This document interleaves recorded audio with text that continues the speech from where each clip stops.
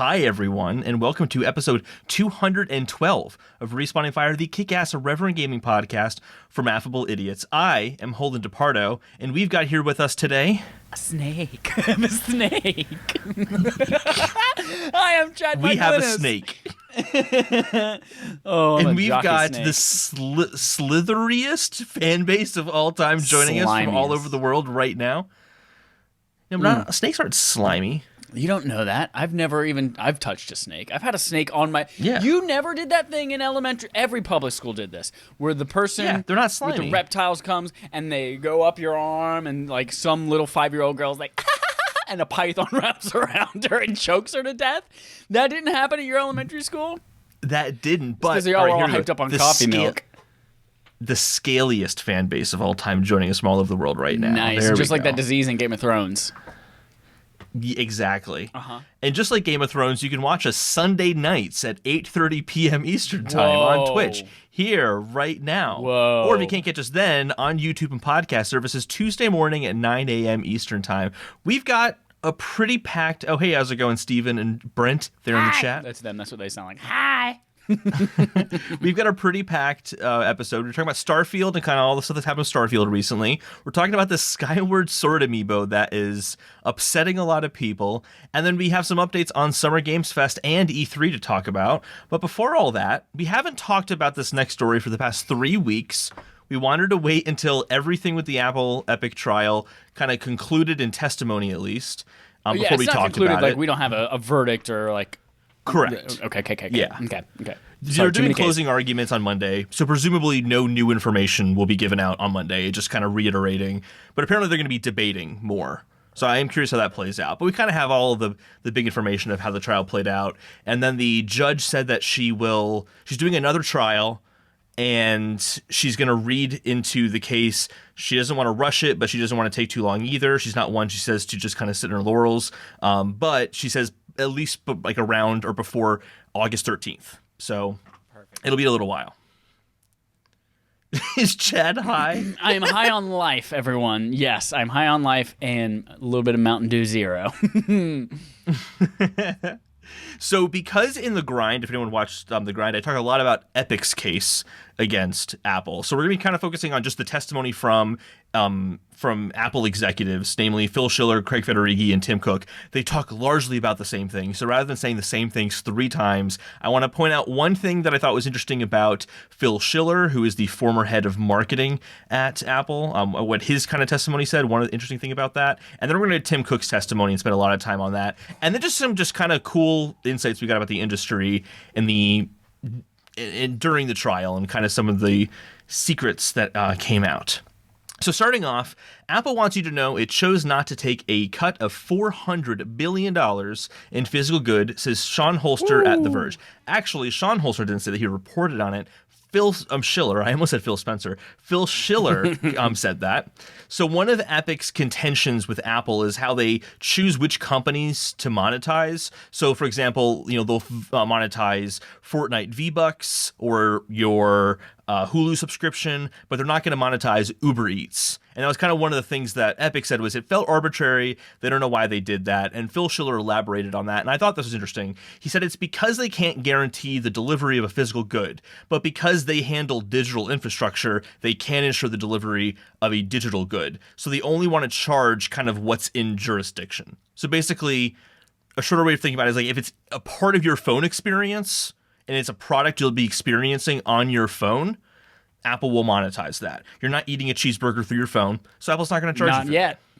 Not yet. Tell you what, augmented reality, 3D printing.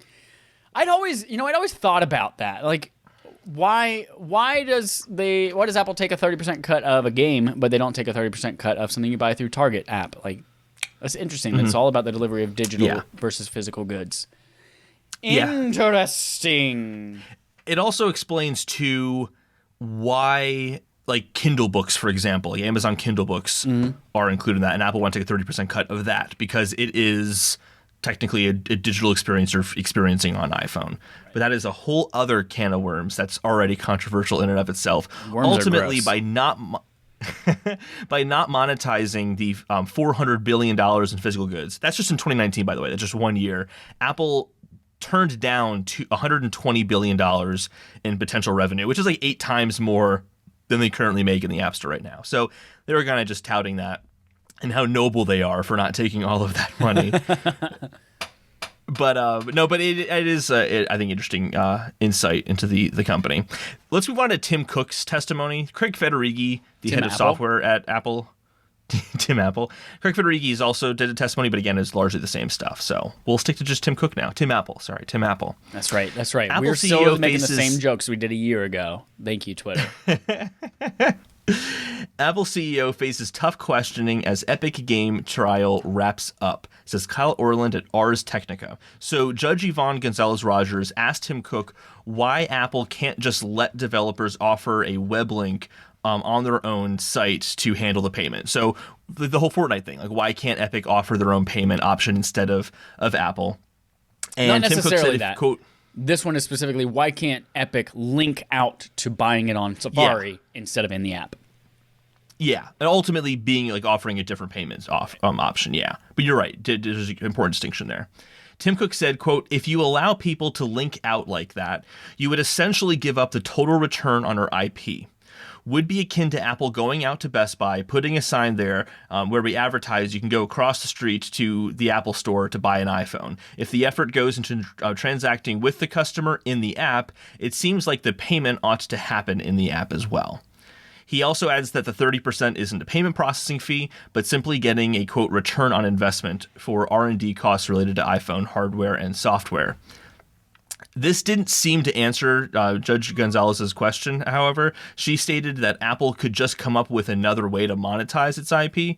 One of her contentions is that the higher levels of game sales on iOS, rather than general apps, she says the gaming industry seems to be generating a disproportionate amount of money to the IP you're giving them and everybody else. They seem to be subsidizing everyone, which is totally true. Games account for the vast majority, well, not vast majority, but definitely a majority of the transactions. I think it is like a vast majority. I think it's like a ton of the App Store. Yeah, it's something like an extra. What is it? Didn't they say over the dub-dubs, this was like, the reason why games is now its own breakout tab in the store rather than being combined with the rest of the apps is just because it was such a huge percentage of the business? Yeah, it's more. I think it's like, I think it's like an extra billion or something like that transactions occur that are game related as opposed to apps. But apps is already like over $1 billion. I can't remember the exact numbers on that, but it is true.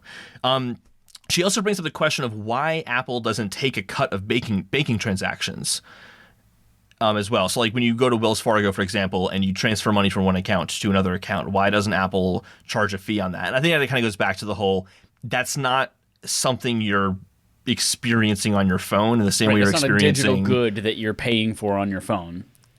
Yeah, exactly. That's just kind of remotely. It's a kind. In a way, it actually kind of is translating a physical good. And if you think of money as a physical like good, money hasn't been physical heavy for quotations years. there because it's all digital anyway. Money's all gold, and gold is all fake. Crypto for life. Dogecoin. The judge also questions the level of competition Apple faces in app purchases specifically. There doesn't seem to be an incentive for Apple to change their practices for developers. She quotes a study brought in by Epic that 39% of developers are unhappy with what Apple offers them. This steers the testimony to the small business program that Apple initiated last year, where essentially your first $1 million on the App Store in a year gets 15%. After that, then you get charged 30% for the remainder of that year and the next year. And basically, Apple was saying that, or the judge was saying that this felt like it was happening because of pressure from the lawsuit, and that's what initiated all of this. Tim Cook disagreed. He said that they've actually been working that program since 2016, but they didn't implement it because the financial team was concerned that that could be used for fraudulent activity in the App Store. So think like a company sells a Twitter app, and they make 15 different companies that sell the exact same Twitter app, but it's all the same technical entity. And all of those different accounts never cross $1 million. And then those companies end up gaming the system to get twice as much back. To relate it to video games. From the commission. Yeah, to relate it to video games, it's like on the original NES, whenever Nintendo put a limit on how many games you were allowed to publish on it. So companies would make shell companies to say, all right, we're going to publish X amount of games under this, and then we're going to publish X amount of games under this fake company, and then X amount on that, just so they could release more on the platform. Mm-hmm. It's exactly like that, yeah. So they said we weren't going to do it for that reason, but because of COVID and the sweetness of our hearts, we decided we needed to push the program through anyway. And the judge totally pushed back on that and said, but like the trial is totally on your mind because this happened 8 months after COVID started and it happened after the lawsuit had occurred. She said, I can buy that Google did the same program in response to competition from you, but you did it because there was the pressure from the lawsuit, right?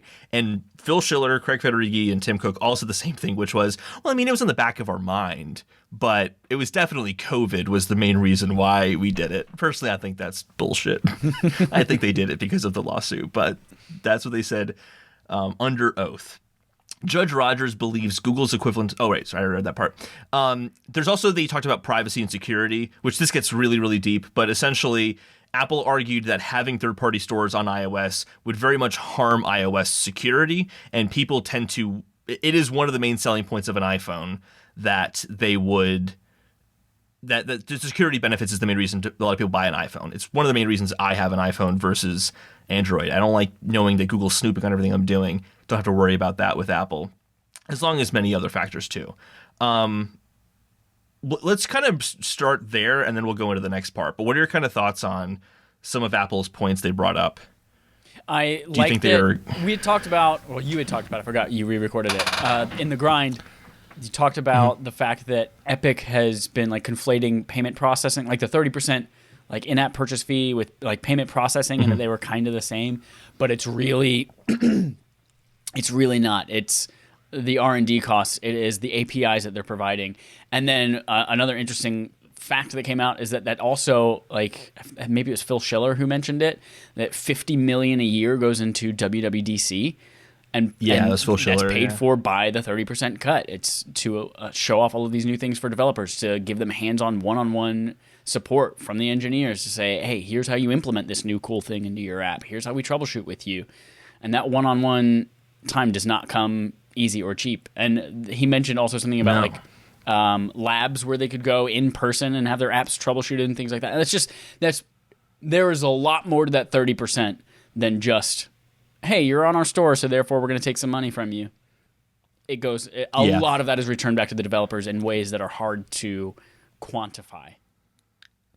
Yeah, it gets talked about as like an Apple tax, which, I mean, it is semi-accurate in the sense that, yes, developers are all paying into a tax so that developers universally get certain benefits, kind of like how the government taxes universal health, kind of like that. But yeah, I still don't like the tax comparison too much because it is just like it's a commission. I think a commission's a much fairer way of looking at it. But yeah, and it's kind of funny because they iterated a lot of the same things that I said in the grind. But I'm not working with Apple's lawyers, to be very clear. No connection whatsoever. Just to be I thought that was really interesting too. What was that? Nothing. I started singing the song from Sunny in Philadelphia musical, here, The Nightman Cometh. Oh, yeah. But it's not appropriate for live streaming. The privacy and security thing to me is a really, really big deal. I actually am legitimately uncomfortable with how that could be compromised if Epic does get their way as a result of this. Because I feel like users do have a choice in the sense that if they don't want the heavy restriction of Apple, they can totally go to an Android phone the next time they buy a phone. Yeah. Like every phone on the planet has that ability to do what Google phones do and have apps purchased elsewhere outside of the Play Store. Only one phone doesn't do that, and it's Apple. So I feel like it's not this forced thing on users. Yep. There was something that came out. God, I wish I could remember the stat specifically. But part of what they were talking about with privacy and security is they were comparing it to Android during a lawsuit, and how how an incredible number, like some orders of magnitude higher than iOS, malware was on Android. It's like 30 times more. Yeah, it was something crazy. It was definitely double digits. Yeah. It's like 30 times more malware on Android devices, and most of that comes from being able to sideload apps and being able to do things outside of the Google Play Store. So I totally buy the fact that privacy and security is a large part of making sure that the App Store is the only place to get these things. Yeah. And it's not like, I feel like it's very well known that Apple is a walled garden. So this isn't like a surprise. It's not like people get an iPhone and go, wait, what are you telling me?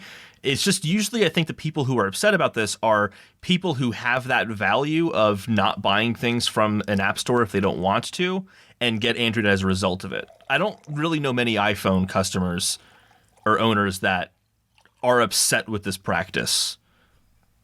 Yeah, but it makes sense why a company like Epic would be upset with it based on their business incentive. I just thought that was all I thought interesting. The next part is, this is an article from gamesindustry.biz, Brendan Sinclair. It says, Tim Cook doesn't know stuff, is the headline. I'm going to let you guys know ahead of time. This article massively pissed me off. Because I was following along on Tim Cook's testimony, and I can tell you that a lot of the statements here, I'm just going to say it, are really disingenuous. And it really irritated me because of how blatantly disingenuous they were.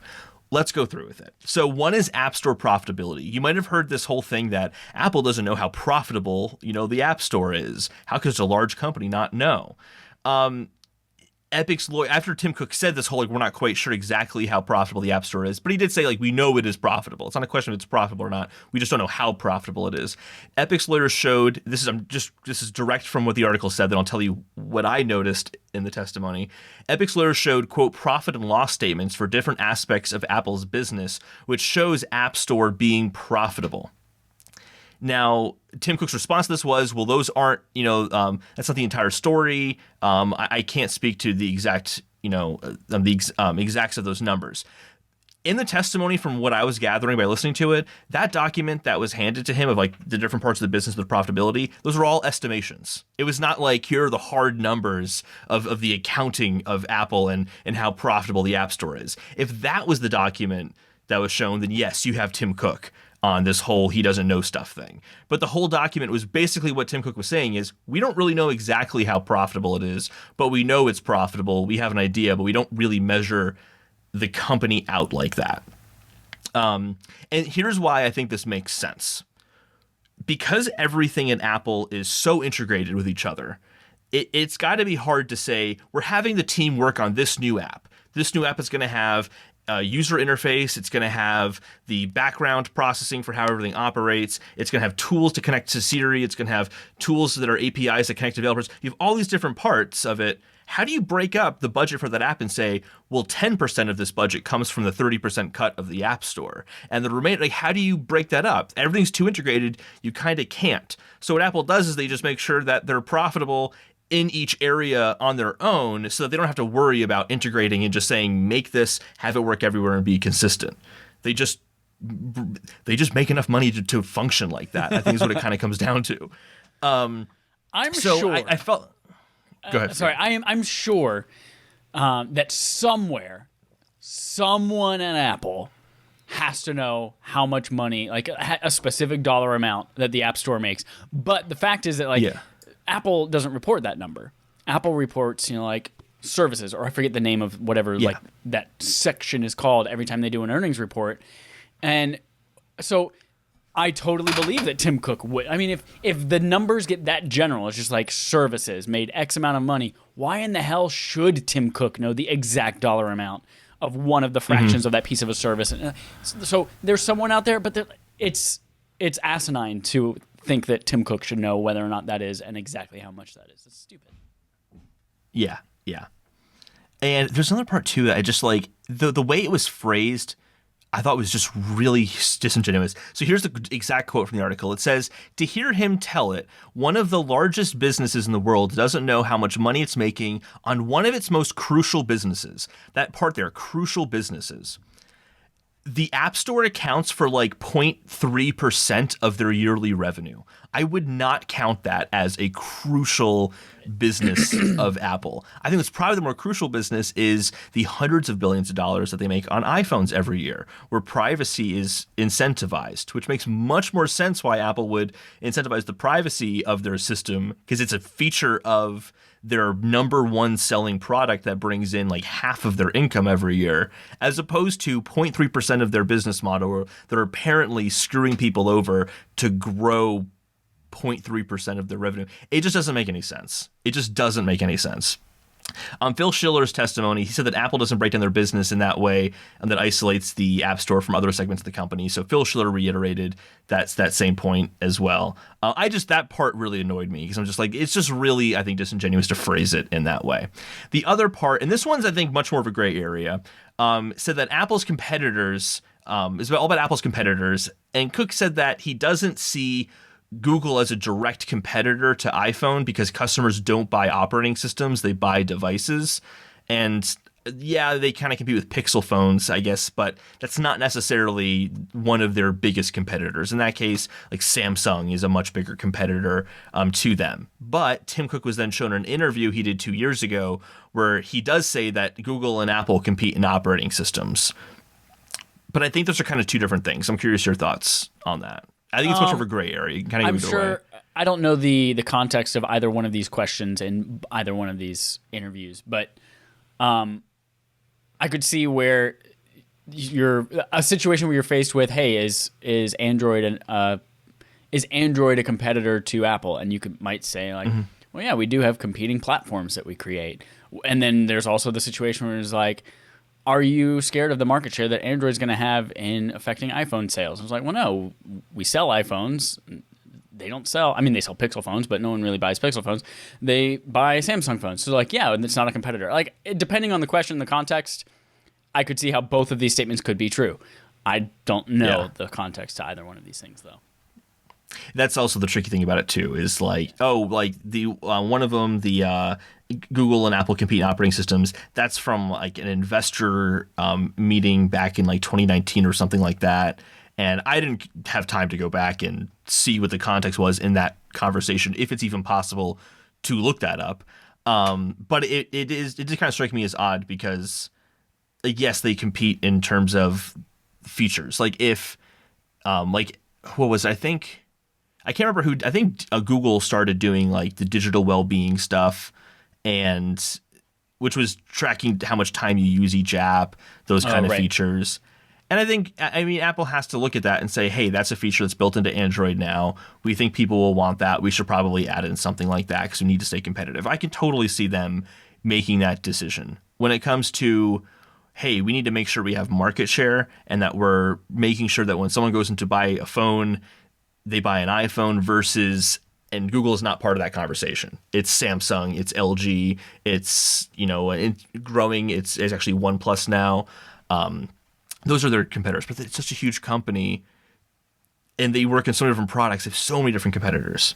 And also, if you think about like, when you think about operating systems, literally the only operating system in the world I can think of that you still pay for is Windows. Everything else is free. Android's free. The OnePlus software, I forget what they run, but it's free. iOS is free. macOS has been free for like 10 years now.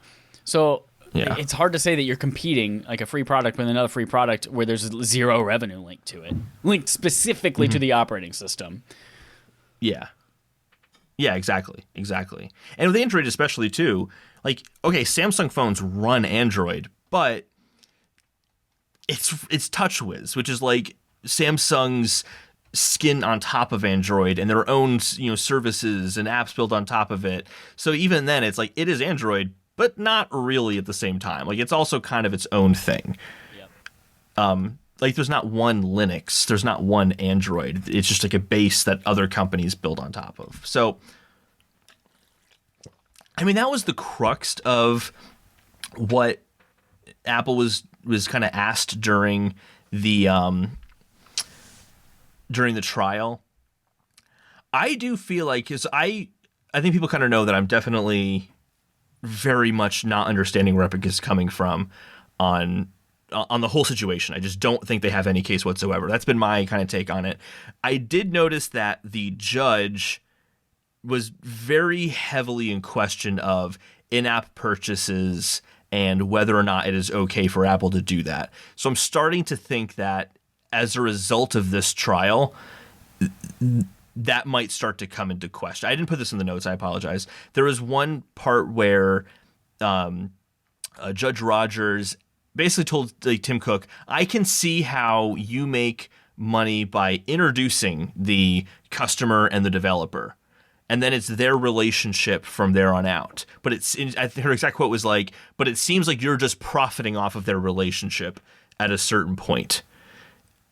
Which I don't see it that way. I can explain in a second. But it does show that she views the in-app purchase model as a problem. And I don't think she understands why having different payment options from different companies at the end of it wouldn't make a lot of sense. I feel like she's very much pressuring Apple on that. So I would not be surprised if that is an outcome of this, is that gets brought into question in a legal sense. But I read an article similar that's like, it seems like the judge might be leaning towards perhaps just a compromise where you have to now be able to link out to a website or link out to the Kindle store or link out to whatever for alternate payments if you want. Or at least let people know they exist. Yeah. Because right now the wording, like you're not even allowed, like Netflix is not even allowed to say, hey, you can't pay for this here. Go to netflix.com and sign up and then come back. Like they literally aren't allowed to tell you that. All they have to do is say, once you have a membership, you can put it in here. That's it. They can't tell you how to get it. Yeah. That part I do think is strange. Like if they're not going to offer payment in the app, I do think they should be able to say at least like, hey, sign up for Netflix, as opposed to like once you have a membership. Like I think they could be a little bit more direct about that. But I can see why they couldn't put a link in. Because, okay, I talked about this in the Grind episode as well, but when I can totally see this happening. Oh, we charge $9.99 for the app in the App Store, but now that Apple's changed the rules and we can do our own payment option once you're in the app, well, we're just going to make the app free. And then when you open up the app, it's like, hey, go to this website, and then you can pay for it there. Why wouldn't a company do that? It seems really strange. Like I use the Target example a lot, but you go to Target, you buy cereal. Imagine like, Kellogg's being like, hey, I saw you bought grab that cereal off the shelf. Just walk out of the store and pass the registers. Tony the Tiger is going to be out there with a credit card swipe, and you can just pay him directly. That's never makes sense. That would never work. That's kind of what that compromise would lead to. It's very strange to me. It doesn't make any sense. Or in a more obviously Tony the Tiger wouldn't be waiting out there for you, but maybe you buy a box of cereal or a box of something, and you just walk out of Target for free. You don't pay a thing, and then you get home and you're like, cool, go to this website, pay for something, and the code will unlock the box for you. It's like, oh, cool. Well, why the fuck did Target even have to be part of that? Where does Target get their due? Yeah. And here's actually, I just thought of it, just realized this right now. Square card readers. They used to do this thing where it was a free product. If you went to Square's website, you could just order a Square card reader. They ship it to you for free. And then after every transaction you would use on it, they would take like 2% or something like that of each transaction. But you could buy them in the store for $10. Why $10? Well, they put a voucher inside of the box to reimburse you afterwards. They had to have the $10 there because they had to give some sort of a cut to Best Buy or Target or whatever store that was sold in, because Best Buy or Target would never allow a product to be sold in the store for 100% for free while using their shelves, while like going through their inventory systems, all that kind of stuff.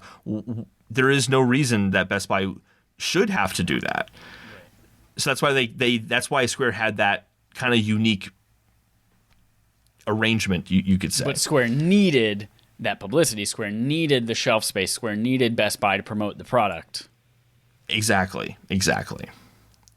So that's everything with the trial itself. We'll get updates. Probably next week there'll be some more updates based on how the closing arguments go. And then hopefully at some point in the summer we'll get the verdict on it. I'm really, really curious how it's going to play out. Okay, so there was a few insights about the gaming industry that were revealed from the lawsuit that were interesting. The first one is that Fortnite has this is old stuff, so you might have all seen this before, but I kind of waited to talk about all this. Fortnite has plans for Samus, the Rocks, and the Rock skins, according to internal Epic documents. It's Dwayne The Rock Johnson, not the movie The Rock from the 90s. That would have been hilarious. I'm upset about this one. Why? Because I don't want to play Fortnite. I never want to play Fortnite. I just don't care about it. But if Samus is in Fortnite... And I specifically said at one point a while ago that if Samus ever came to Fortnite, I'd consider it. I said that thinking it would never actually happen. And then rumors. This gets leaked. This makes sense because there were rumors that this was going to happen right after Master Chief and then Kratos. And then they're like, all right, the third one's coming from Nintendo. It's going to be Samus. And then nothing. Ghost Town.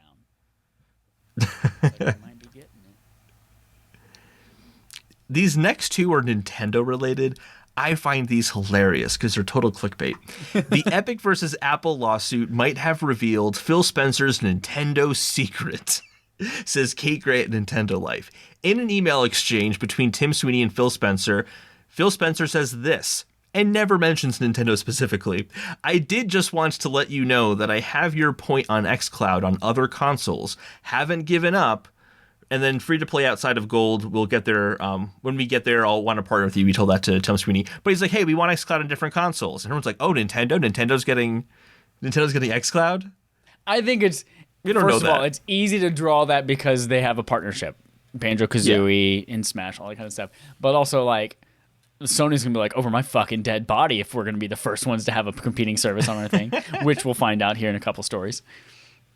Yes, we'll talk about that. And yeah, you're totally right. It would make the most sense if Nintendo was the one they ended up partnering on that. Absolutely. I still don't think it's going to happen. And also, this doesn't even say it is happening. He's just like, hey, I'm trying. Yeah. It hasn't happened. We have nothing for you, but we're trying. And it's not even like a hey, it's going to happen, or hey, we're pushing for it, or hey, we're trying. It's just like, we haven't given up. Like, we've been shot down a lot, but we just like, we've still got one guy just pestering them with emails, hoping it comes through.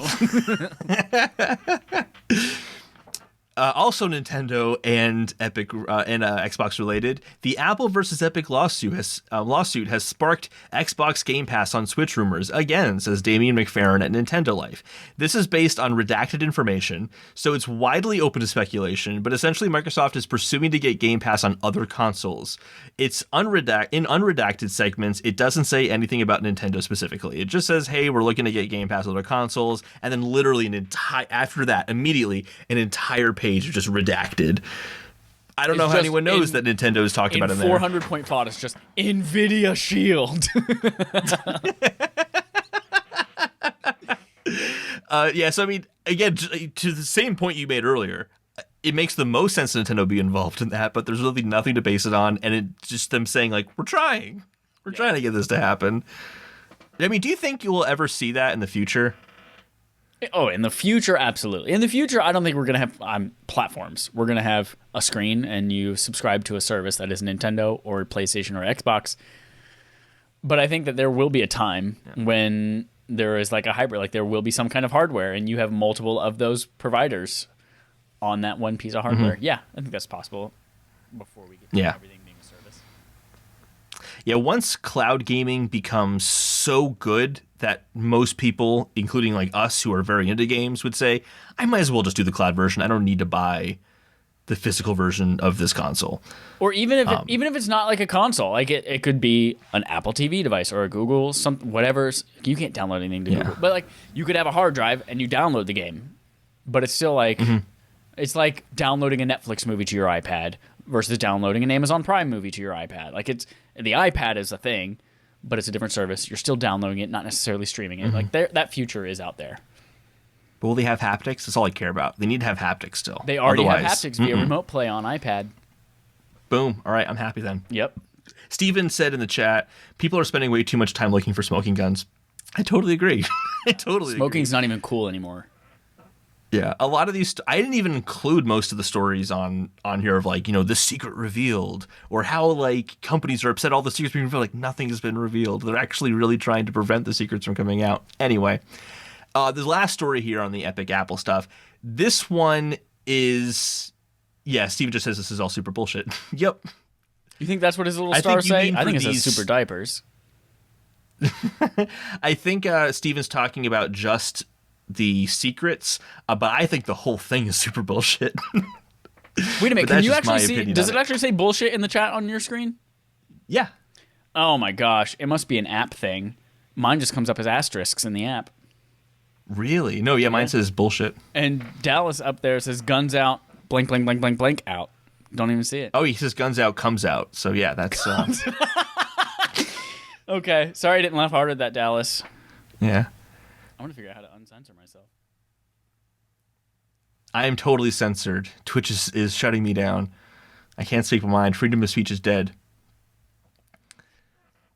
All right, last one here. And I think this is really telling. I said the whole, like, this is all bullshit. This is a story to me that I feel like is really definitively shows how much this is all bullshit. From Epic just suing Apple and their intentions and everything. Sony makes Epic Games pay for Fortnite crossplay. So Sony gets compensated when a PlayStation user spends an excessive amount of time playing Fortnite using content acquired outside of the PlayStation ecosystem. So you buy a bunch of stuff from for Fortnite on iOS, but you end up playing it all on your PlayStation. Sony will get compensated for that. Here's what I think is the shitty part about this. Two things. One, this occurred because of the negotiations to get crossplay on PlayStation in the first place. Number two, the court documents show that Apple was approached by Epic to do crossplay, and here's what Apple said. Nothing like this. Apple just said, cool, great, we'd love to do it. We're going to change our guidelines for you. We're going to create safety guidelines for this, and we're going to create the APIs to make this possible. Thank you for the suggestion, Epic. Epic is going to Apple and saying, you're a monopoly and abusing your power. And Sony's like, give us money. We're not doing this until you give us more money.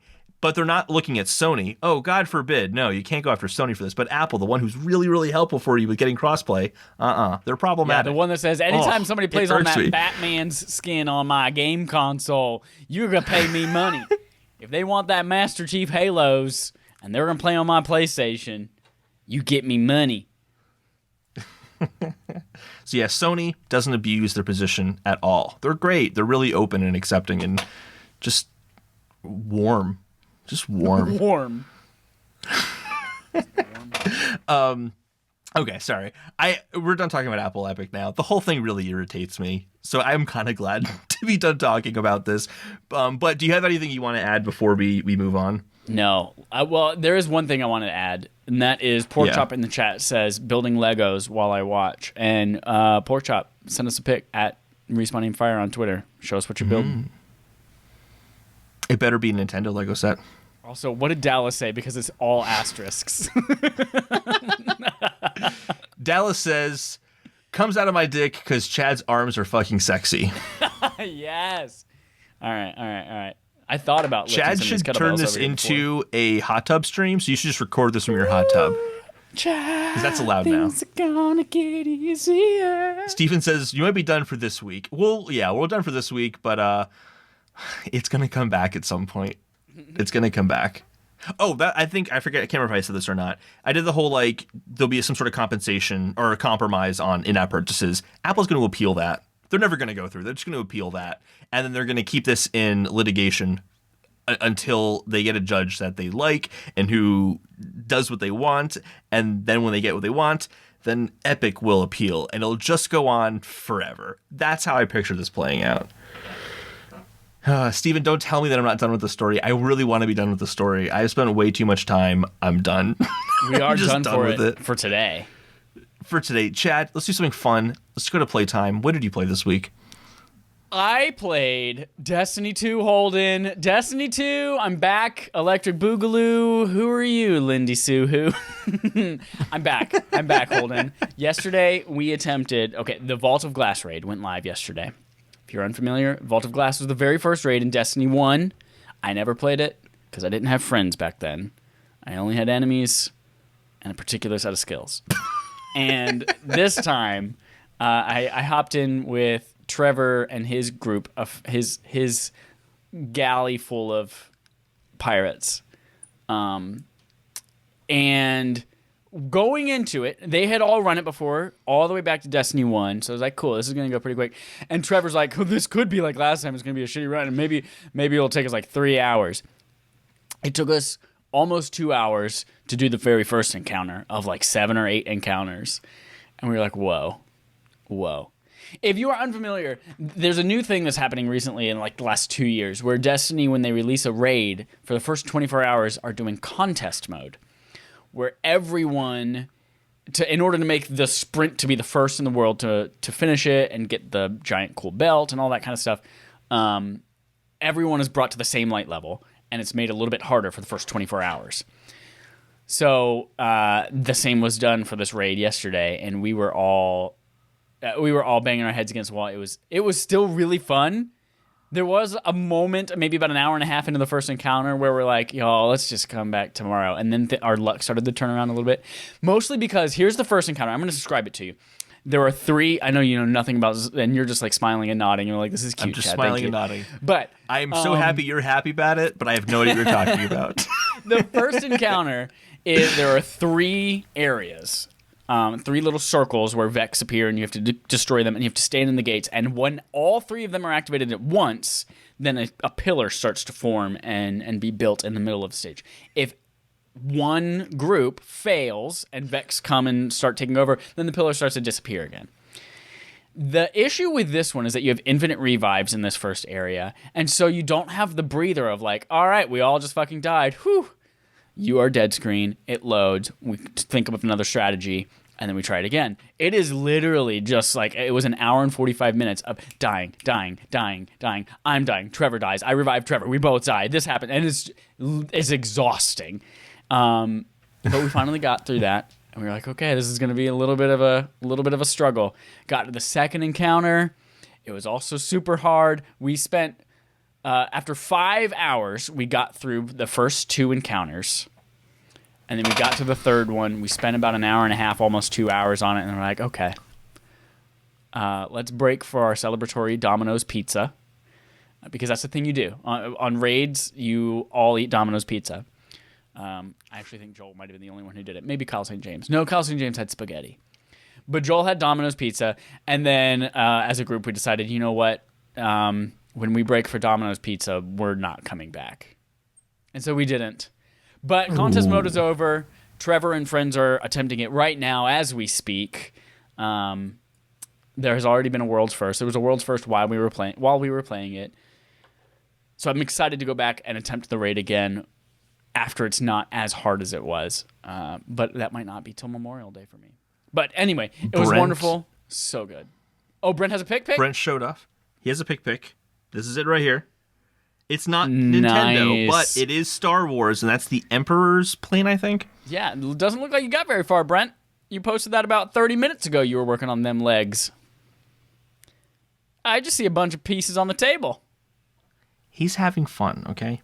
I believe. Don't make fun of our son and his achievements. Yes, so very excited about that. But immediately as I jumped in, I have not played anything this season. I haven't played Destiny in about maybe 2 months. Immediately, the very first thing was like, oh fuck, this game feels good. Why did I ever quit? I am sucked back in, Holden. And this season includes this new synthesis process where you can take any piece of armor you've ever gotten, and you can unlock it as just like a cosmetic that you can put on at any time.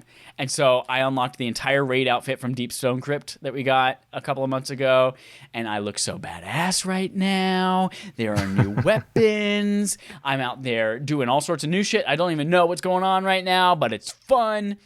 There's this new event called Override. And I'm mostly just describing this right now in hopes that I can convince Dallas and Matt to stay up late again and have us do this again, because it's really, really freaking cool. It is basically like small, tiny, easier raid encounters. They're 6-man teams. They're match made, but you're killing a bunch of shit. You're going into this thing. You're picking up little artifact keys. You're coming back through. You're banking them in this thing. There's moats everywhere. It's just a ton of fun, and it looks fucking cool. It's in like this Vex. You're in the Vex world, so it's like the cyber, like, I don't know, like that 80s. I think I've seen Tron that type style aesthetic before. Is that so brand new? fucking Because I cool. feel like I've seen that before.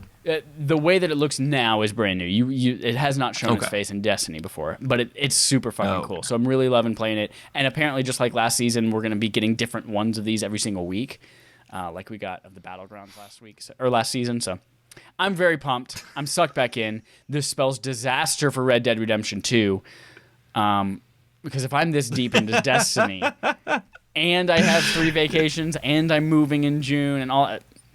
Red Dead 2, man. Rest in peace. If you beat I might the have to hold his prologue. lullaby. Yeah. No, I won't make you do that. You're good. Steven said, Hold looks like he's about to fall asleep. I'm not about to fall asleep, but what I was thinking about most of the time that Chad was talking about is that scene in Finding Nemo where the little dude crush is like explaining what they're going to do when they get into the current. And he's just like, first you're going to go and you're going to be like, whoa. And then he's just like going and doing his whole thing. And Martin's just like, I don't know what he's saying. It's like he's talking or something. I don't know what half the things he said. But seriously though, the whole like Destiny feel that you were talking about is the main reason why I would ever contemplate playing that game seriously. Because it is one of the best feeling shooters, period. Like, absolutely period. It feels fantastic. Much better than if you want to segue into Zombie Army 4. Yeah, we played Zombie Army 4 for game night this week. Good old Alex Cozina joined us. We went through as a squad, shooting zombies, shooting tougher zombies, shooting zombies with flamethrowers. And you know what? It was a pretty enjoyable experience. It's not a deep game. Yeah. It is not a difficult game. It is a lot of just like going through environments and clearing rooms while you talk to friends on voice chat. And for that, I was grateful for it. I liked it a lot. If you're looking for a deep, like Call of Duty Zombies type experience, maybe look elsewhere. But it was free on PlayStation Plus, so that's why we picked it. And I had a pretty good time with it. I would not have paid money for it. Yeah, same. Yeah, I wouldn't have paid money for it either, but I'm glad I played it. You're right, it's not hard, but it does strike this balance of still being intense while not being super difficult. There's lots of stuff happening at any given time. There's tons of zombies everywhere. Sometimes they'll come from behind you and you get a little spooked when you get attacked from behind. There's like a lot happening, and it's definitely exciting and engaging throughout. I didn't even know there were 3 other of these games, but there are apparently. Yeah, this is Zombie Army 4. But yeah, I think I would definitely play this again. I think I would. Maybe not like a consistent game night game, but like, yeah, if we wanted to jump in and play a little bit of Zombie Army 4, yeah, that was a good time. Yeah. Good time. Although you are forced into using a rifle with a scope, and I felt like I had to use the scope to be accurate. That part I didn't like so much. I would have liked if I kind of got a like aim down sights like you get in a lot of other shooters. I think I would have preferred that as opposed to looking through the scope. But other than that, I liked it. It was a good time. What'd you play? I've been going through my backlog and just trying to clear up my backlog as much as possible. I was going through Gravity Rush last week. I'm about halfway through that now, but I do want to go back and play it. I wanted to switch to something non-PlayStation for a while because I'm playing a lot of PlayStation stuff. So I went to Nintendo Land and I beat New Super Mario Bros. U Deluxe, knocked that off my backlog. Here's the thing about New Super Mario Bros. U Deluxe. You might have played it before. It's called New Super Mario Bros., New Super Mario Bros. 2, and New Super Mario Bros. Wii. It's the same exact thing. It's just called New Super Mario Bros. U instead. I really could not tell you what differed about this game other than the acorn suit thing, the squirrel suit, flying squirrel thing. That was like the main difference. It got kind of hard at the end. But, I mean, it is a 2D side-scrolling New Super Mario Bros. Game, which they need to stop calling this New Super Mario Bros. Because it's been around for like 16 years now. And they also just need to not make these games anymore. I'm fine. I get it. It's done. Make new Super Mario Bros. Oh, that new. Try something different. Because I'd like to... I don't want 2D to go away, because Odyssey kind of showed how you can still do some really clever things with 2D, even though that's not a pure 2D game. Yeah. So I don't know. I'm ready for something new with 2D Mario. Or just like if they don't have any new ideas, then just scrap it and just invest heavily in new Super Mario Maker 3. I'd much rather see that as the future for 2D Mario. Paper Mario, the Origami King. I also played that. And I continued playing because I stopped like midway through, and I don't even remember why I stopped. But goddamn, I'm really, really enjoying this game going back into it. I have a feeling I stopped because it got samey and kind of repetitive with its combat and all that. Like the puzzle mechanic of and how the combat works was getting repetitive. But I stopped right before it changed and started getting interesting. So okay. I'm really, really into this. So anyone who doesn't remember, I just unclasped my Apple Watch. Oops. Ow, I just hurt my hand. Okay. Basically how the game works is, I'm suing Apple. This is ridiculous. The stupid Apple Watch bands. When you're in combat, you basically are in the center of a giant circle, and there's like 4 different levels of the circle with enemies on each level, and you rotate each level of the circle so that you can position them so they're all in a straight line or all in a group of 4. And it's a little puzzle to figure out how to do that. And it kind of just kept doing that over and over again throughout the game. But they started doing cool things with it. They introduced the boos, and the boos will disappear. So you have to remember their placement and know how it's changing when you move them around. Like, they started doing some fun stuff like that. They made it much more enjoyable. They had a really fun boss battle where the boss is a hole puncher, and he will hole punch Paper Mario, so you lose your max health, and then you have to find the piece on the board you're playing on and move to it to get it back. Like, it was really, really fun. I'm totally back into it again. It's charming. It also had a surprisingly heartfelt moment. And I'm like, in a Mario game, I'm getting the feels right now. No way, but I did. Really, really enjoyable. And I'm kind of glad I went back into it, because I kind of felt like I stopped right before it got good again. So I'm totally on board. When was that? Because I stopped right in the middle of the second blue ribbon. Of the second ribbon, the blue one. Like after you fight the colored pencils, and then... Yeah, the colored pencils are fun. So after that, you go... There's a little bit of a setup. You go to meet this new character called Bobby, who's one of the Bob-Ombs, and then you end up going to Peach's yacht. You do a thing there. Okay. And then after that, you go to... I'll say after that, that's when it gets good. After Peach's yacht, that's when it gets really good again. I really like it. I'm really enjoying it. Yeah, it's a good one. On the plane, too, I noticed battery life does not drain very fast in this game for some reason. So that's a good plane game. Yeah.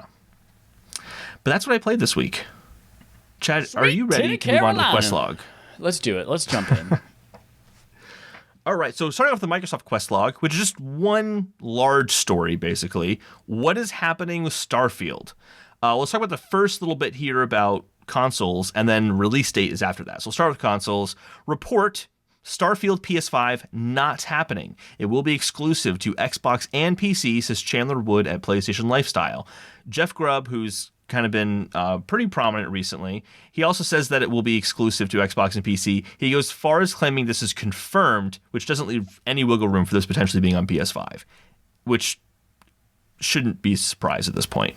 Right. Yeah, I'm pretty sure. Like, maybe a lot of this acquisition was hinged around like, we're getting you because of Starfield. So it makes sense. Yeah. I was looking at I was looking at our fantasy critic.games. Guess Matt's who has Starfield? It's Matt. It's Matt. Yeah. That poor man is just getting shit on left and right with this fantasy critic. I feel bad because I was the one saying it's for sure happening this year. Yeah, it's got to be. They just put the copyright for it and everything. We'll talk about that in a second. But the only way that Starfield would have come to PS5 at this point is if there was already a contract to include it on PS5. Right. But if they were just making a PS5 version just to make one to have it available, Microsoft cut that as like probably one of their first moves. There's no way they're going to let this unless there's something business related tying them to it. So, and it sounds like it might be far enough out that there probably wasn't a contract yet. Yes. Well, maybe. I don't know. So maybe. I don't know. So, all right. So there is a Starfield release date was reportedly confirmed by Industry Insider, says Soham Ran at DualShockers. This is also Jeff Grubb, who claimed that it's going to be shown off this year at E3 and then released early next year. But then this guy named Luke Stevens, who makes video essays on YouTube, he sent the following tweet. Apparently, Starfield has been pretty much done since September of last year. BGS, Bethesda Game Studios, has spent this year polishing it and refining the next-gen port. I'm told they're trying to, quote, make up for Fallout 76 and deliver a game that's, quote, polished to perfection, coming this year. Watch. But very quickly, he was shut down.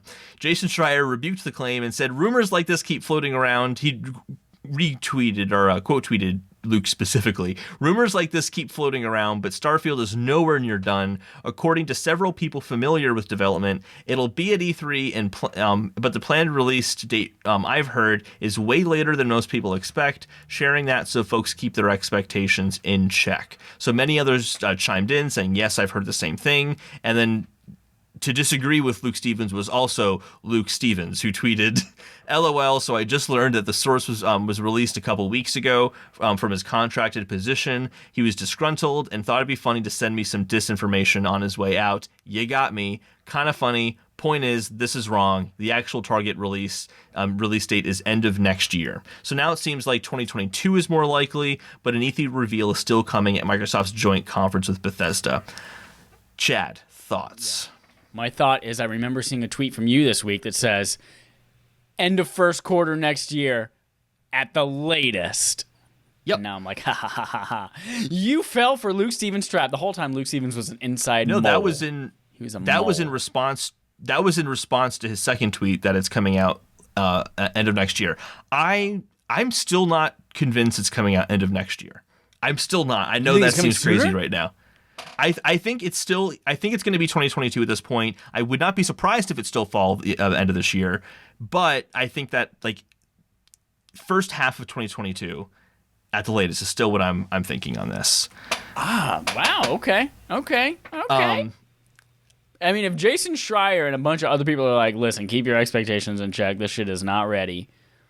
Jason Schreier said later than most people expect. Most people have expected end of this year. So first half of next year still falls into what Jason Schreier is saying. I don't know if that's much enough in my brain. But I hope you're right. I hope that we're playing this game on my Xbox Series X so that I can turn it on for some reason. I'm not super attached to that. But kind of my thought is, one possibility that would push it to the end of 2022 is that Microsoft normally wouldn't have announced this year, nor would Bethesda have, because they like to announce then release shortly after, as they did with Fallout 76 and Fallout 4, their latest big releases. But Microsoft really needs to show at E3, hey, we got exclusive games that you're going to want, so please buy an Xbox Series X. So from that perspective, it does make sense to say, hey, Todd Howard, we are going to announce this a year earlier than maybe you had wanted to, because we want to push it for a console. But the thing I keep holding on to is they changed the copyright they added the copyright for Starfield for 2021. You don't need to do that when you're marketing a game. You only need to do that when you're selling a game. And the copyright on their website is 2021. That happened in like the past few weeks. I checked on Wayback Machine. Throughout all of 2020, the bottom of Starfield's page just said, copyright Bethesda. Copyright Bethesda. I kept checking up until like March of this year. It still said 2020 Bethesda. And then they changed it in around like somewhere April or May. Wayback Machine doesn't update every single day, so I don't know for sure. But it then changed to copyright Starfield 2021, which they've never done that before. They only do that when they're about to release games. That's the thing that I keep going back to is a lot of this is journalists talking, and I'm sure they have good sources. The copyright is a company action and putting money down to get that copyright and file the paperwork to get that done. So I just keep having that in the back of my mind. That's kind of where I'm coming from and why I keep going back and forth. So there's the copyright thing, but there's also I can understand Microsoft announcing this earlier just so they can say they have an exclusive game that's really big people want. So I'm kind of like caught between the two. That's kind of where I'm at right now. Yeah. Yeah, I hope it's soon and I hope it's good. I really, really want to play my Xbox for something other than Halo Master Chief Collection this year. Which will now include a new Halo game. Actually, I don't know how that's going to work, but I'm assuming it would be added to Master Chief Collection eventually. Maybe. I mean, I guess they got all of them there eventually. Reach was not part of it, but now I guess it is. But I don't know. Yeah. I hope Starfield's next year personally, because I don't want to play that on an Xbox One. I want to play that on a Series X, and I don't foresee myself, being able to get one, both just from I'm in school and finishing up school. I don't want to put $500 down on a console right now. And also, even if I was putting $500 down on a console, could I get one? Probably not. Right. So I'd rather it come out next year when I can get a Series X. But you could probably stream it through Game Pass Ultimate to a tiny phone. Oh, that's a great experience. Yeah. I can't wait to see a compressed 4K image. That's going to be awesome. On your very exciting 1440p screen. I don't know what size screen you have, but it's a 10R. So I have a 768p resolution iPhone. There you go. Boom. Perfect. It's higher than 720p. That's right. All y'all 20p chums, 720p chums. Moving on to the Nintendo Quest log. New Zelda and Loftwing Amiibo join Skyward Sword HD this July, says Brian Shea at Game Informer. It's an Amiibo. It has Zelda and a Loftwing in it. It looks as good as any other Amiibo. You know what you're getting for. But there's a controversy with this one. There's a fast travel mechanic that already exists in Skyward Sword, but it works by hitting certain access points, and you can only fast travel to fast travel points, and you have to travel to a fast travel point to fast travel. So what the Amiibo does is it unlocks it. So you can just fast travel to any one of those fast travel points, no matter what, wherever you are, even if you're in the middle of a dungeon. You just tap the Amiibo and you get this fast travel capability. And it's really seeming to upset people who are kind of doing the whole Nintendo's nickel and diming and hiding features behind a paywall. It's not a huge story, but it's getting a lot of attention. Here's why I don't give a shit. I don't give a shit about this because, one, it's a game that already exists. I understand game preservation. Like, they want to make this, aside from changing the control scheme completely, they want to try to make this, a faithful adaptation and just an HD remake of it. So I get that. And then also, it's a convenience feature. I understand. I haven't played Skyward Sword, but I understand that the fast travel is a point of contention. It's not a good part of the game. It's a frustrating part of the game, which is why this opening that up and making it easier to do is such a desirable feature, locked behind a piece of merchandise that will undoubtedly be incredibly hard to find. But, I mean, if you think of other things that have done this as well, if you think about the closest one I could think of was Shadow of Mordor, or the Shadow of War, the sequel to it, when they were like, it's a single-player game, it doesn't matter, but if you want, you can pay $10 and unlock a thing that lets you double the experience that you get and level up much faster. And then it turns out that a lot of the game was just padded and a grind and awful to work through. And that's kind of the closest thing I could think of. Basically what right, it is. So pay $10, get through the game faster and better and more efficiently and have a better experience with it. And that's kind of what this is, except there's the nostalgia aspect. So if it was a brand new Zelda game and it's like the only way to get around really quick and have a good time with this game is this Amiibo, I'd be more upset with it. But because it's a classic game and there's that little bit of preservation and it's like you're going to play the game as it was meant to be like it was intended, I don't give a shit. I mean, cool that it's there. Believe me, I used the shit out of those types of features during Final Fantasy IX for our barf. 999 damage, double the speed. I did all of that shit. But, you're playing a remake of a Wii U game. Come on, guys. I don't give a shit. Be upset. I don't give a shit. You be upset about what you want to be upset about, as long as you don't hurt people. Fine. Yeah, don't storm the Capitol because of this Amiibo. That would be ridiculous. Yeah. I'm in agreement with you. I don't it doesn't really bother me that much. This is certainly not the first time Nintendo has done this with Zelda. Twilight Princess, if you had the Wolf Link Amiibo, you could access the Cave of Ordeals, and there's this whole new part of the game with 50 different floors to go through and battle enemies. If you had that Amiibo, you could unlock Wolf Link in Breath of the Wild and have that. In Breath of the Wild, there were different outfits and suits that were tied to different Amiibo. This is not new to Zelda.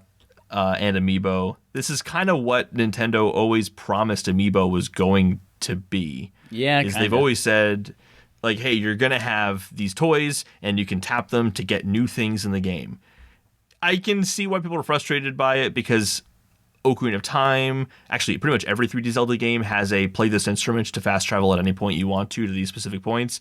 But Skyward Sword didn't have that, and now they're kind of putting it in, but putting it behind a paywall. Like, I can see why it's frustrating, but it's also totally unsurprising. It would be as if they started charging you for a new Super Mario Bros. Game on the next console that you already bought on this console. Like, this is just like practices we know Nintendo has done. Right. It's like, yeah, we can get upset about it, but until you start voting with your wallet and not selling these things out the instant they come out, it's never going to change. So it should just be expected. Yep. I'm totally a pessimist on this one. Life sucks. Just expect it.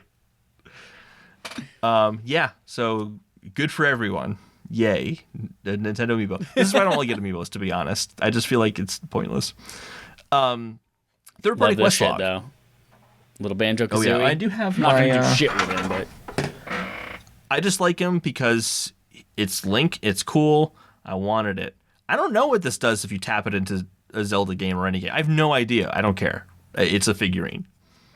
That's what I have it for. It's cool. Anyway. Third-party quest log, what's not going to be at E3? We have two stories here of one's official, one's a rumor, and it's from Jeff Grubb. Let's start with Jeff Grubb one, because he's just all over. He is the news. He is the news. He is Elden the Ring. Rumored news. He is. Everyone's just telling him all sorts of secret shit. Yeah, and he's just telling us all the secrets. Whether or not they're true, who knows? Elden Ring Hellblade 2 might not be at E3 2021. So Jeff Grubb says that those games won't be at the Microsoft event. He just calls it the Microsoft event specifically. Technically, it could be somewhere else, but obviously Hellblade, where else is that going to be? Elden Ring was first shown off at Microsoft's event. It's probably going to end up there if it were to be at E3.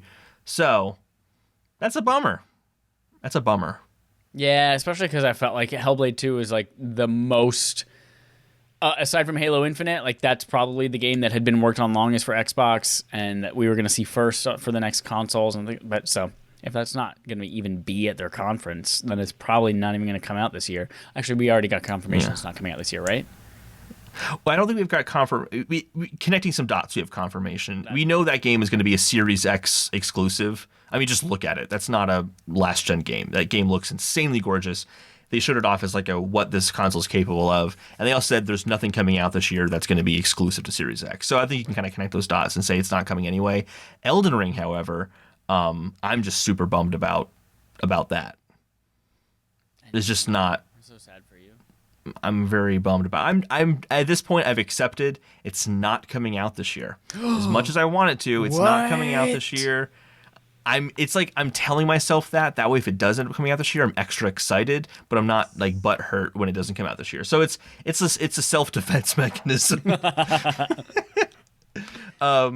So it's also good to know that ahead of going into E3, because I truly would have been expecting it to show up in some capacity, like, even if it's coming next year. Yeah, how would you not expect a trailer for Elden Ring? We've gotten a teaser for Elden Ring. Why would we not get a trailer a whole year or something later? Yeah, 2 years ago, wasn't it? Yeah, so, damn. George R. R. Martin just needs to get better at writing faster, damn it. Now, apparently he's done with his part in it, but I couldn't resist. It's just the easy joke to make with George R. R. Martin. The one we know for sure is not coming at E3 is Hollow Knight Silksong. Team Cherry, the developers of that game, have just straight up said we are not going to be at E3. But they did say it's coming out this year, right? They're just like, we don't have anything that's ready for E3. I don't think they've said that. I've been saying that for sure. But as we can tell from this whole episode, I am terrible at predictions. My predictions have been absolute shit lately. Guess who also has Hollow Knight Silksong? Does Matt have Hollow Knight Silksong? Hellblade 2, Starfield. He's got all the games. No. Yep. Oh, well, but what's the positive thing about it? It's at least not negative points. It's at least not negative points. He's not going to lose points on those games. So that's better.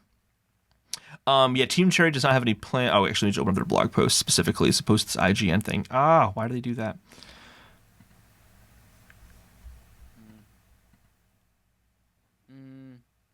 IGN's links don't actually go to. Oh, it came from, it looks like a Discord chat on their Discord server. It says, "Hey guys, I just wanted to pop in and let you know that Team Cherry does not have any announcements/blogs scheduled for E3 this year. So they won't be there. They won't be talking during that time." They did that Edge article beginning of this year. They were featured in Edge. It was a really good read, really interesting. Talks a lot about the game. It sounds awesome. I can't wait for it. But I was surprised that they did that and then weren't planning on releasing this year potentially. I was talking to my brother. My brother is hardcore into Hollow Knight. Like, he has played the whole game on Steel Sword mode, or Steel Soul. I can't remember, Steel Soul, Steel Sword. We play the whole game without dying. And which brother seems definitely impossible related. to me. Yes, definitely. We're definitely related. And he was saying that I was talking to him today. He was saying that they don't want to announce the release date until they're basically done with it. So I guess it's feasible they could finish it this year and then like a week later be like, "Hey, it's coming out next week." Yeah.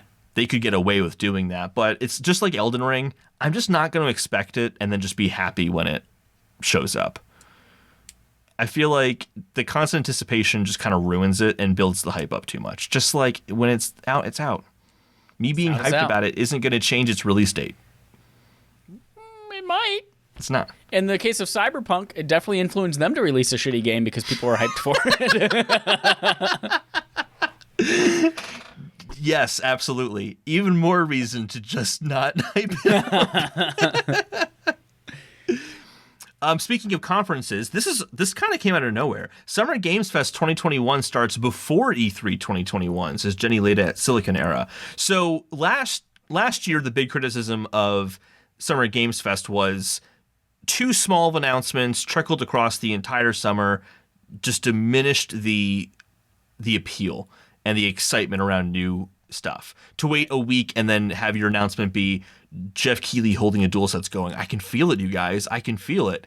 Isn't that exciting? So it sounds like they've taken that to heart, and they're going to do a full 2-hour show June 10th at 2 p.m. Eastern time, and it's going to have 12 games that are shown off. There will be some new games and big games, and there will also be new details on already announced games. And actually, I want to pull up. There's a picture that shows just a bunch of the companies that they're partnering with, and it sounds like they got a lot of good stuff. So they have 2K Games, they have Activision, EA, kind of some of the big players there. Bandai Namco. So if we do hear anything about Elden Ring, maybe it's that. Like, maybe it's not going to be at E3, but maybe it'll be at that like June event. Maybe it'll be at Summer Games Fest somewhere later on in the year. Because Bandai Namco is the company who owns From Software. What are they doing? 12 games over a 2-hour show is one game every 10 minutes. What else is going to be there? Yeah, I don't know. They're going to have some demos of stuff, I'd imagine. Probably lots of Warframe between every single game announcement.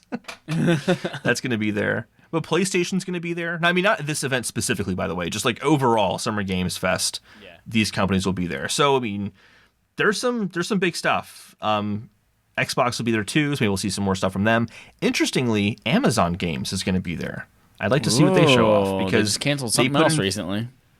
They canceled something else recently. They also put in $500 million every year on their games and in their infrastructure for gaming, and they haven't shown off that much about it. So I'm always curious, like, what they're going to do.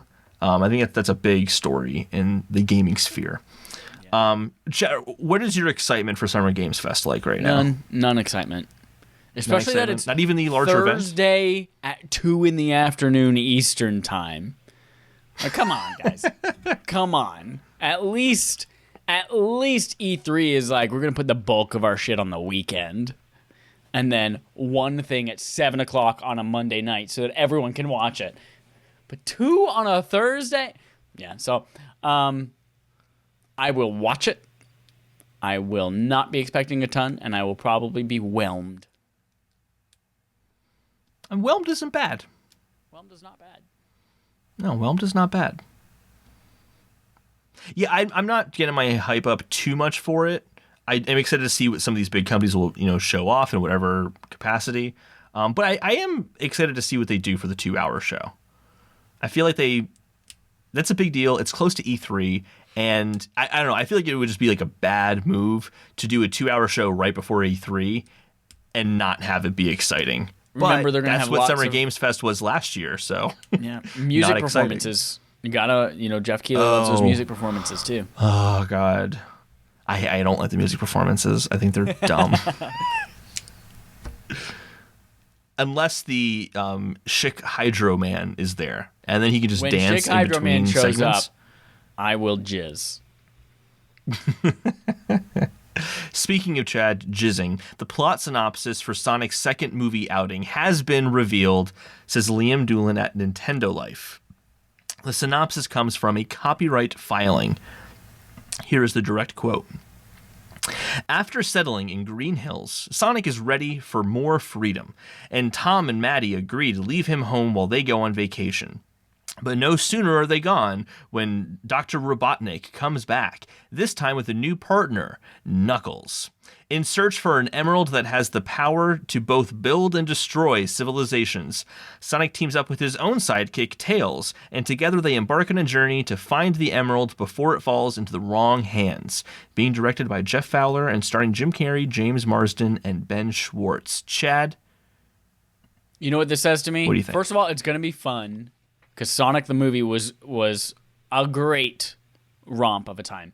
But you know what this says to me? This says they wanted to do a second movie because the first one was so successful. James Marsden said, sorry guys, I don't want to do this anymore. And they're like, what if we pay you all the same amount of money, except you only have to show up to a half-day shoot where you say, bye, Sonic, we're going on vacation, and then we never see you again in the movie. And then Sonic and Tails do whatever the fuck they do for the rest of the movie. That's what this screams to me. It's going to be a little bit more of a kiddie movie because it's going to be Sonic and Tails and Knuckles and Jim Carrey and a lot less of the actual human grounded part that I feel like made it a worthwhile endeavor. But I'm okay with it. Because we're going to have good-looking Sonic, not scary Sonic in there. And we're going to have him from the get-go. But it's going to be great. And obviously, yes, in the chat, Engaged Family Gaming says Knuckles is going to have a face turn by the end. Surprise! Also, Knuckles was my favorite character in the Sonic franchise as a kid. I was a Raphael Knuckles, like, I'm a red guy and I have a little bit of an attitude. I was a fan of those. I was also violent as a child. That probably is connected, but so yeah, that's my thoughts on it. Knowing the human characters aren't there makes me more excited, actually, because I didn't care for them at all. And I feel like they're going to lean a lot more heavily to Jim Carrey now. And that's appealing to me because I thought he was the best part of the whole movie, like far and away. But I don't know. I'm not rushing. I was not a big fan of the original one. You weren't? It was fine. It wasn't bad, but it was just like, it was fine. Did you like that better than Detective Pikachu? Or worse? Hell no. Detective Pikachu is awesome. Who are you, Lint Liquor? No, Detective Pikachu is a movie I can rewatch a few times and kind of catch a new little thing because of the story, the mystery behind it. And Sonic was just like, I don't know, it's just a movie. You're a Nintendo kid. No, it makes sense. It makes sense. You didn't lie to yourself I have no for 2 attachment to decades Sonic. saying Sonic was good, and then you realize as an adult, like, no, it was never fucking you're right, good. But you're lying to yourself about liking that movie. Listen, when I'm 55, I'll go, you know what, that movie wasn't good. But right now, you're right. No, you're allowed to enjoy what you want to enjoy. You're okay. Moving on to the fetch quests, the last little bits of the stories for all the stories we're talking about this week. Starting off, Grand Theft Auto 5 launches on PS5 and Xbox Series X November 11th. We do not know what is expanded or enhanced about it, but we know they're going to lean into next-gen tech is what they've said, so I'm assuming like DualSense stuff, higher frame rates, that kind of stuff. So we'll see. We'll find out more about it at some point. GTA 6 unlikely this year, as Take-Two plans 21 games for release between now and March, says Rebecca Valentine at IGN. I don't think anyone expected GTA 6 to come out this year, but I wouldn't be surprised if we see something about it. I haven't seen a GTA tattoo or any, guerrilla tactics stickers placed all over large cities, so we don't have a GTA coming anytime soon. Yeah, the rumors have been like around 2023 or so, And Rockstar tends to announce their games 2 years before they come out. They announced Red Dead 2 years before it came out. GTA 5 was announced 2 years before it comes out. So if it is coming in 2023, it could be announced this year. It's feasible. We'll see. Cruisin' Blast could be coming to Nintendo Switch, says Damien McFerrin at Nintendo Life. Cruisin' the world. Yeah. I am actually excited about that. Cruisin' Exotica is one of my favorite arcade games. Like when I go to Dave & Buster's or any equivalent, I go to Cruisin' first because it's awesome. Love Cruisin'. Dude, Cruisin' USA was my jam on N64. Cruisin' World came out and we were like, what? It was great. No Man's Sky confirms Mass Effect crossover, which adds the iconic Normandy SR-1 to the fleet. I surprisingly don't care. What? I can't fly it. It can't be like my ship in No Man's Sky. What do it you just do like with floats around. It just floats around my freighter, and I can send it out on expeditions, which means it's not really seen ever. That's awesome. I just don't care. It's a cosmetic item. That's like whenever you're in Call of Duty Warzone, you get some kind of cool little dangly thing that like flops off your gun. It's like it's only there for you. Wait, Steven said how hilarious would be they shadow dropped it. I'm assuming you're talking about GTA 6. That would be amazing. That would be legendary. Like GTA 6 coming today. I feel like the PSN store would break, Epic Game Store would break, everything was broken. It would be just like in Willy Wonka and the Chocolate Factory when Gene Wilder's Willy Wonka announces that he's doing the whole like 5 golden tickets thing, and just the Charlie's teacher's like, all right guys, class is dismissed, like all of you can leave right now. Like it'll be like that. Just like people will leave work, they'll leave school, Pornhub will see its traffic reduced. It would be amazing. Honestly, if I was a Rockstar, why not do that? Is it gonna sell any better if you have a huge marketing? No way. There's no way that GTA 6 is going to make its way into a Walmart storeroom without somebody leaking it. Yeah. I can dream. I will get that golden ticket. Speaking of golden ticket, Amy Hennig finally got her golden ticket to working on a AAA action adventure game. Good for her. She deserves it. Can't wait to see what it is. She's never done that before. She's been doing that for 12 years at 100 different companies, and she's never gotten to release a game. Outriders hits 3.5 million players in its first month, says Alex Calvin at PC Games Insider. And finally... Correction. Yeah. I'd like to issue a correction for like 2 weeks ago when Dallas asked us in a subscriber interrogative, what would you do if you had 2 games you could play, unlimited time, blah, blah, blah. Outriders would be that. I still haven't even fucking booted that game up once since I bought it, but I was so pumped, and I can't wait to actually one day play it. And to think 2 weeks ago, you're like, Holden, you need to buy it. Buy it right now. Buy it right now. You should, and you should have. Did you ever play the demo? No, I actually just deleted the demo off my PS5 because I'm like, I'm not playing this. I'm just not going to have... I have time. There's other things I want to play. You gotta go back and play Super Mario Wii U New Brothers Deluxe. Oh, I only had like 3 worlds left in that, so it's just like, whatever, just knock it out tonight. But Paper Mario Origami King trumps it. Absolutely trumps Outriders. Can we not use the word Trump anymore? It's a different context. I know, but it has a different meaning now. Like, gay doesn't mean happy anymore. Doesn't. No, it gay doesn't. Does not mean happy anymore, Holden.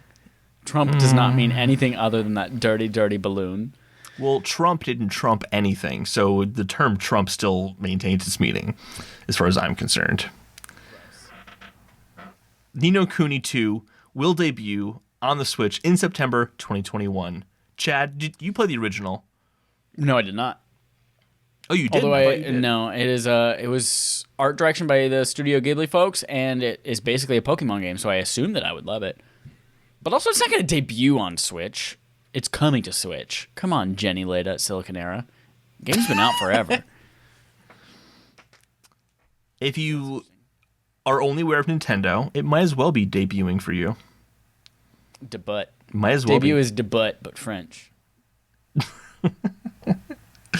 Chad, that is all the news we have for this week. It would normally be time for Game on Game Show, but I don't have a Game on Game Show for this week, Holden. I totally forgot about it, and then about halfway through this episode, I realized I don't have a Game on Game Show. But here's what we can do. Boom. Gaming hardware code name trivia. Holden, Game on Game Show, the game on our game show. We play a game called Game On, a game show on a game show. Game. Which system was codenamed Dolphin? GameCube. Ding, ding, ding. Nailed it. Which system was codenamed Revolution? Nintendo Wii. Ding, ding, ding. Which game system was originally unveiled as NGP, and what did it stand for? Next Generation Portable as the PS Vita. Boom. Nailed it. 100%. Here's your special prize. Little thing about that NGP reveal that I loved is that they showed the system, it just said PlayStation underneath it as opposed to PS Vita, and I kind of wish they had just done that. That would have been sick. Vita means PlayStation life, on the bottom. Yeah, but I want PlayStation below that. It's just way cooler. Congratulations, you got 100%. That's it for Game on Game Show, and that is it for episode 212 of Respawn Aim Fire. Look at that, Steven. He didn't know the third one about NGP. It was a great event. They showed Metal Gear Solid 4 Guns of the Patriots on it running, and it never came out. Never once got anywhere close to that. Yeah. I'm going to go back and watch that reveal event. I'm sure it's got some fun stuff in it. That's it. We have homework for you. Your homework is to go to patreon.com/respawnaimfire, download some dope wallpapers, play with us on game nights, and influence what we play with Barf for $1 a month. That's all it takes. Also, Ulta, Balto, Alto, Age of Ultron, Oliver Twist. Play Red Dead Redemption 2. Everyone voted that that's what we're going to be playing through the end of June. Play it, me. Play it. That includes you, Chad. Just fucking buy it and download it so that if you get the whim that you can, do that. Do it. Here's my concern with this. The opening prologue section is long. And it's really pretty because you're like, wow, the snow looks really good. And the way feet move through it looks really good. And then you go, oof, man, I've been doing this for hours now. When's the story going to start? I feel like you're just never going to play it because you're never going to get back. But it gets so good after that. Your last piece of homework is to go to affableidiots.com.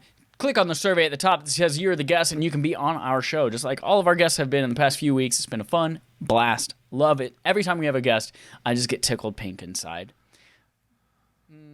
I'll stick with how I said that. And with that, we're going to wrap up our show. So thank you, everyone, for watching, listening out there. Thank you for everyone in the chat here. Y'all are dope. I wish I could see all of your asterisks, but I know they all just say boobies. And with that, here's our usual sign-off. Rack-do, stay away!